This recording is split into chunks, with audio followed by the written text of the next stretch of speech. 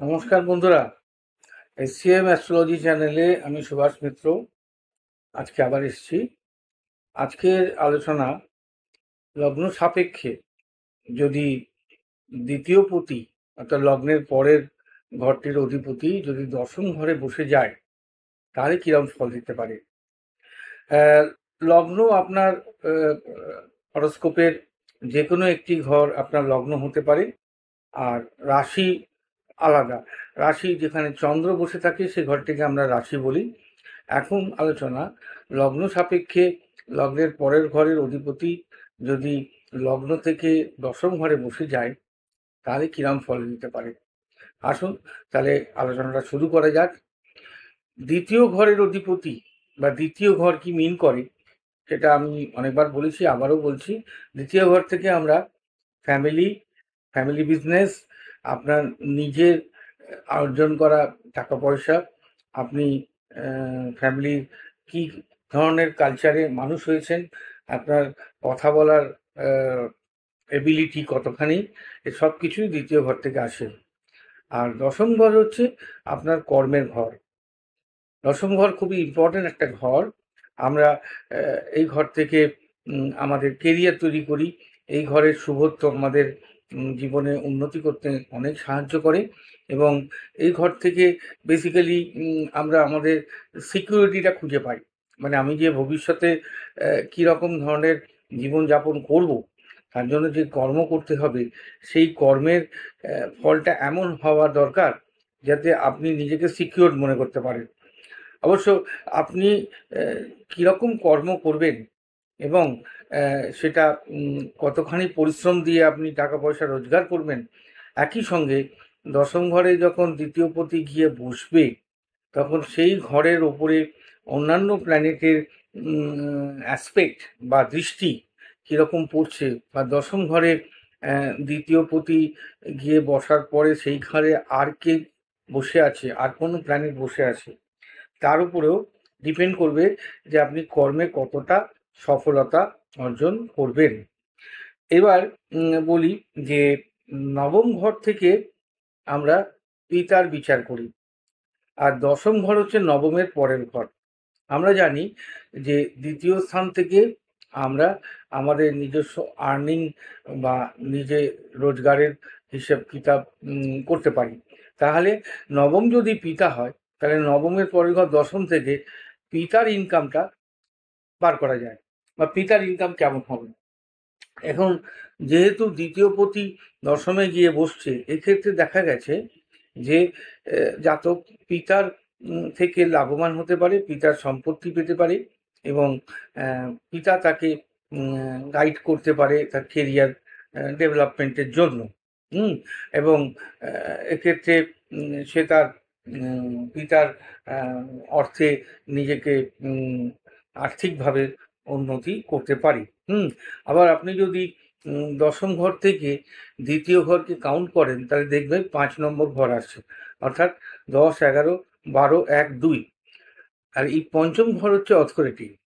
তা এক্ষেত্রে যদি দ্বিতীয় পতি দশমে বসে তাহলে মানুষ আপনাকে একজন নোবেল পারসন, একই সঙ্গে আপনাকে একজন রিচ পারসন বলে ভাবতে পারে। এর মানে এই নয় যে আপনি সত্যিই ততখানি রিচ যতটা অন্যরা ভাবছে, কিন্তু লোকে আপনাকে মনে করবে যে আপনি একজন ভালো প্রতিষ্ঠিত এবং রিচ পারসন।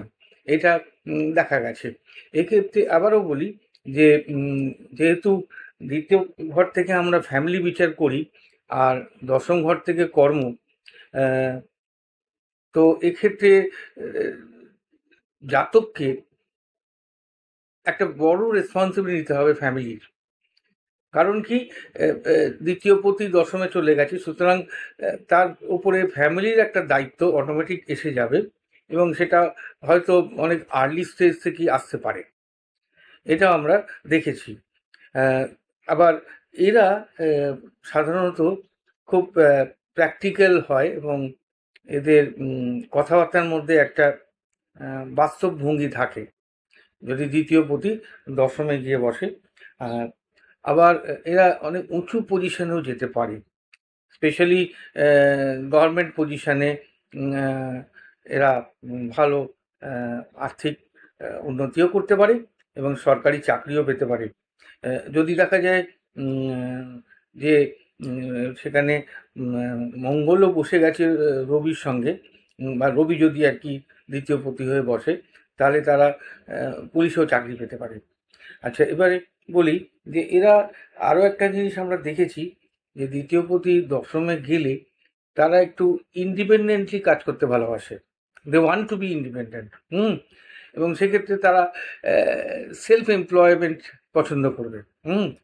এবং সেই দিক দিয়ে তারা মাল্টিপল ডাইরেকশানে ইনকামও করতে পারে, অর্থাৎ মাল্টিপল সোর্স অফ ইনকাম তাদের থাকতে পারে।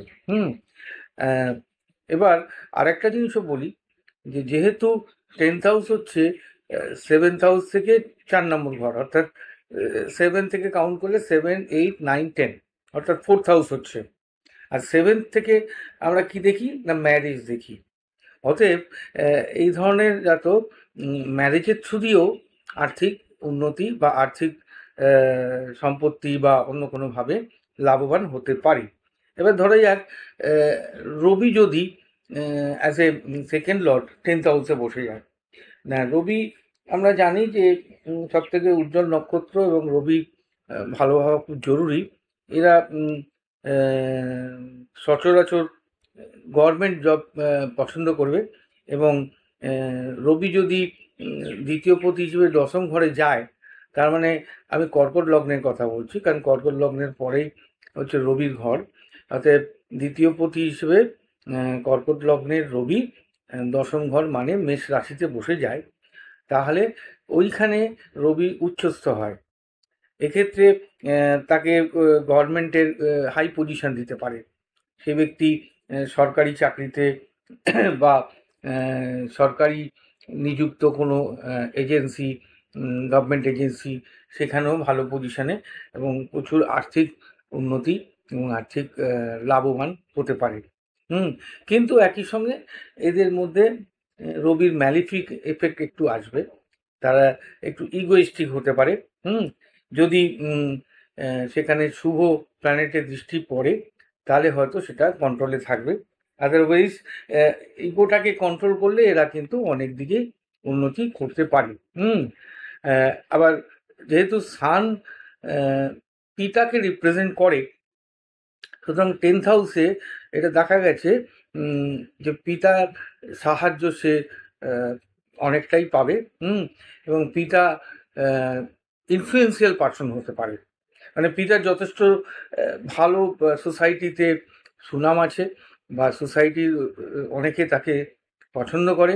অতএব পিতাই তার পার্সোনালিটি ডেভেলপমেন্ট করে দিতে পারে এবং তার জন্য অনেক সুবিধে পিতাই আদায় করে দিতে পারে। সুতরাং পিতার সাহায্যে সে জীবনে অনেকটা উন্নতি করতে পারে। আবার চন্দ্র অ্যাজ এ সেকেন্ড অধিপতি, সেকেন্ড লর্ড যদি দশম স্থানে বসে যায়, এখন এক্ষেত্রে কী হচ্ছে না, যদি মিথুন লগ্ন হয় তাহলে চন্দ্র দ্বিতীয় পতি হয়ে যায়, তাহলে মীন রাশিতে গিয়ে চন্দ্র বসলে সেটা দশম ঘর হচ্ছে। এখন মুনকে আমরা জানি কি, মুন রিপ্রেজেন্ট আমাদের মনকে রিপ্রেজেন্ট করে, মাদারকে রিপ্রেজেন্ট করে। আর এই ধরনের মানুষ সবসময় একটা মানসিক শান্তি খুঁজে বেড়ায়। সে যাই কাজ করুক না কেন, তার মধ্যে মানসিক শান্তি ইম্পর্টেন্স পায়। সেই জন্যে সে অনেক সময়তেই কর্মক্ষেত্রেও মানসিক শান্তির জন্য অনেক কিছু জিনিসকে কম্প্রোমাইজ করে নিতে পারে। বাট এরা কর্মক্ষেত্রে এরা ভালো সিঙ্গারও হতে পারে, ভালো গায়ক বা গায়িকা হতে পারে এবং সেই দিক দিয়ে তারা কেরিয়ার দাঁড় করিয়ে সেখান থেকে ইনকাম করতে পারে। আবার ধরা যাক বুধ বা মার্কারি, মার্কারি যদি as a second Lord 10th হাউসে বসে যায়, মার্কারি আমরা জানি যে মার্কারি খুব বুদ্ধিমান প্ল্যানেট। যে কোনো ব্যক্তিকে খুব ভালো এরা ইন্টেলিজেন্ট বানিয়ে দেয় এবং খুব লজিক্যাল থিঙ্কিং করে এবং এরা একটা ন্যাচারাল সেলস ম্যান হিসেবে এদেরকে বলা যেতে পারে। মানে এরা বিজনেসটা খুব ভালো বোঝে, কমার্শিয়াল থিংস খুব ভালো বোঝে, ভালো কথা বলতে পারে। এরা মিডিয়া লাইনেও যেতে পারে, মিডিয়া লাইনেও চাকরি করতে পারে, আবার এরা টিচিং লাইনেও যেতে পারে। হুম এগুলো সবই মার্কারি যাদের 10th হাউসে থাকে তাদের ক্ষেত্রে দেখা গেছে। আবার শুক্র যদি as a second Lord 10th হাউসে বসে যায়, শুক্র সবসময়তেই রিলেশনশিপকে বেশি গুরুত্ব দেয়। সে নিজের ফ্যামিলিতেই হোক আর চাকরি ক্ষেত্রেই হোক, এরা সবসময় একটা আর্টিস্টিক থিংসকে সব কিছুর মধ্যে গুরুত্ব দেয় এবং ক্রিয়েটিভিটি, নতুন কিছু করা, আর কেরিয়ারে এরা কলিগদের সঙ্গে বা প্রফেশনালি এরা খুব ভালো রিলেশনশিপ মেনটেন করতে পারে এবং সেই দিক দিয়ে এদের সকলে অফিসে বা অন্য কর্মের জায়গায় সবাই খুব ভালোবাসে এবং এরা ভালো লিড করতে পারে এবং সেইভাবে তারা কেরিয়ারে অনেকটা অ্যাডভান্টেজ পায়। আবার ধরা যাক মঙ্গল যদি as a second Lord 10th হাউসে বসে যায়, তার মানে কি দাঁড়ালো না, যদি তুলা লগ্নের দ্বিতীয় পতি বৃশ্চিক রাশির মঙ্গল, সেই মঙ্গল যদি বসে যায় তাহলে দশম ঘর মানে হচ্ছে কর্কট রাশিতে গিয়ে বসে গেল। এখন এখানে একটা প্রবলেম হচ্ছে যে মঙ্গল এখানে নিচস্থ হয়ে যায়। মঙ্গল নিচস্থ হলেও মঙ্গলের মধ্যে সবসময়তেই একটা এনার্জি আছে, অ্যাগ্রেসিভ এনার্জি আছে। মঙ্গল ভীষণ ডাইনামিক এবং এরা সবসময় অথরিটেটিভ পজিশন, মানে নিজেই সব কিছু করবো, আমাকেই সব কিছু করতে হবে, এরকম একটা টেন্ডেন্সি এদের মধ্যে থাকে। সে যে কাজের মধ্যে ইনভলভ হোক না কেন এরা কিন্তু ভালো লিড করতে পারে।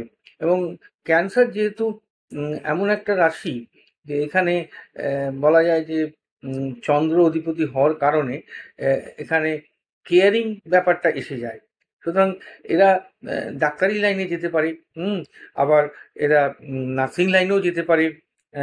আবার যদি রবি এসে যায় মঙ্গলের সঙ্গে, আগেই যেটা বললাম, তাহলে এরা পুলিশও হতে পারে। এরা কিন্তু মঙ্গল ল্যান্ডকে বা জমিকে রিপ্রেজেন্ট করে, সুতরাং এরা জমি জমার দিকেও বিজনেস করতে পারে, যার ফলে সেই দিক দিয়েও এরা আর্থিকভাবে লাভবান হতে পারে। এবার ধরা যাক বৃহস্পতি যদি দ্বিতীয় পতি হিসেবে দশম ঘরে চলে যায়। এখন আমরা জানি যে বৃহস্পতি হচ্ছে নলেজ, বৃহস্পতির নলেজকে বিকজ সিগনিফিকেটার অফ হচ্ছে বৃহস্পতি, নলেজ হচ্ছে সে বৃহস্পতি, কিন্তু বৃহস্পতি সবসময় জ্ঞানটাকে বেশি গুরুত্ব দেয়। সে কেরিয়ারে গেলেও সেখানেও সে নতুন নতুন জিনিস শেখার চেষ্টা করে এবং লার্নিংটাকে সে ভীষণ গুরুত্ব দেয়। তার জন্য যা পরিশ্রম করার সে করবে এবং এরা অ্যাস্ট্রোলজিতেও ভালো ইন্টারেস্ট থাকে এবং ভালো অ্যাস্ট্রোলজার হতেও পারে যদি বৃহস্পতি দশম স্থানে থাকে। হ্যাঁ, আবার ধরুন অ্যাজ এ সেকেন্ড লর্ড বৃহস্পতি যদি সিংহ রাশিতে বসে যায় তাহলে কিন্তু রবির সঙ্গে এমনিতেই সিংহ রাশির অধিপতি রবি, বৃহস্পতির ভালো সম্পর্ক আছে। এরা কিন্তু ভালো লয়ার হতে পারে, জাজ হতে পারে, গভর্নমেন্ট জব করতে পারে। আবার এরা ভালো কাউন্সিলর হতে পারে, সে জব কাউন্সিলিং হোক বা অ্যাস্ট্রোলজিক্যাল কাউন্সিলারই হোক, এটা সম্ভব। এবার ধরে যাক স্যাটার্ন যদি অ্যাজ এ সেকেন্ড লর্ড যদি দশম ঘরে বসে যায়, অর্থাৎ কিনা ধনু লগ্নের ক্ষেত্রে মকর রাশির অধিপতি শনি হচ্ছে দ্বিতীয় পতি। এবার ধনু লগ্ন থেকে আপনি ধরেন, আবার যদি ধরুন ধনু লগ্ন নয়, ধরুন মকর লগ্ন থেকে আপনি যদি ধরেন তাহলে পরের ঘরটা সেটাও শনির ঘর, কুম্ভ রাশি। সেই শনি যদি দশম ঘরে বসে যায়, অর্থাৎ কিনা মকর লগ্নের অধিপতি শনি বসে গেল তুলা রাশিতে। যেহেতু কুম্ভ রাশিটাও শনিদেবের ঘর, মকরটাও শনিদেবের ঘর, সুতরাং এখানে লগ্নাধিপতিও শনি, দ্বিতীয় পতিও শনি। সেই শনিদেব যদি দশম ঘরে গিয়ে বসে, অর্থাৎ কিনা যদি তুলা রাশিতে বসে, সেখানে শনিদেব কিন্তু উচ্চস্থ হন। এই উচ্চস্থ হওয়ার কারণে এ কিন্তু রাজা বানাতে পারে শনিদেব। শনিদেব কিন্তু তাকে অনেক ভালো রেজাল্ট দিতে পারে। কারণ কিন্তু একটা জিনিস মাথায় রাখতে হবে যে এই ঘরের অধিপতি শুক্র কোথায় বসে আছে সেটা দেখতে হবে।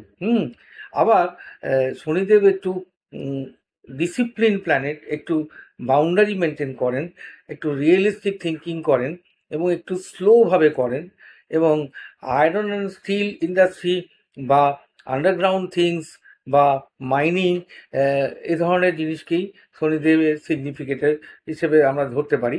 এবং এরা মাইনিং ইঞ্জিনিয়ারও হতে পারে, আবার আন্ডারগ্রাউন্ডে যে কোনো ধরনের কাজের মধ্যে ইনভলভ হতে পারে, সেখান থেকে আর্নিং করতে পারে বা সেখানে কর্ম করতে পারে, আয়রন অ্যান্ড স্টিলে করতে পারে। হ্যাঁ, এবং এরা প্রচণ্ড পরিশ্রমী হয় এবং শনিদেব এদেরকে পরিশ্রম করিয়েই যথেষ্ট ইনকাম দেয়। তবে যেহেতু এখানে ডিলে বলে একটা ব্যাপার আছে, কারণ শনিদেব একটু ডিলে করায়, কিন্তু আলটিমেটলি একটু লেটে গিয়েও রেজাল্ট কিন্তু খুব ভালো হয়। এটা শনিদেবের ধর্মই বলা যায়, যে সহজে উনি কাউকে দেন না, তাকে যথেষ্ট পরিশ্রম করিয়ে ধীরে ধীরে তার আর্থিক উন্নতি করেন। সেটা আমার মনে হয় যে একদিকে ভালো, কারণ যখন সে সেই পরিশ্রমের ফলটা পায়, তখন সে সেটাকে খুব ভালো রকম এনজয় করতে পারে। এবং আরও কিছু জিনিস আছে, যেমন এরা এই ধরনের মানুষরা গরিব লোকদের সাহায্য করতে খুব ভালোবাসে, এবং এরা গভর্নমেন্ট অ্যাডমিনিস্ট্রেটিভ জব টবগুলো খুব ভালো করতে পারে, গুছিয়ে করতে পারে, খুব ডিসিপ্লিন ওয়েতে করতে পারে, এবং সব কিছুর মধ্যে একটা টাইম বাউন্ড ব্যাপার থাকে। আশা করি বোঝাতে পারলাম যে দ্বিতীয় পতি দশম ঘরে গেলে বিভিন্ন প্ল্যানেট কীরকম হয়। তবে একই সঙ্গে দেখতে হবে, যেখানে এই ধরনের প্ল্যানেটগুলো দশম স্থানে গিয়ে বসছে, তার ডিসপোজিটার মানে সেই ঘরের অধিপতি কোন ঘরে গিয়ে বসছে, কীরকমভাবে বসছে, এবং ওই ঘরের উপরে অন্যান্য প্ল্যানেটের দৃষ্টি কীরকম পড়ছে, এর উপরেই কিন্তু ওভারঅল রেজাল্টটা ডিপেন্ড করবে। এটা হলো জেনারেলি এরকম ধরনের হয়।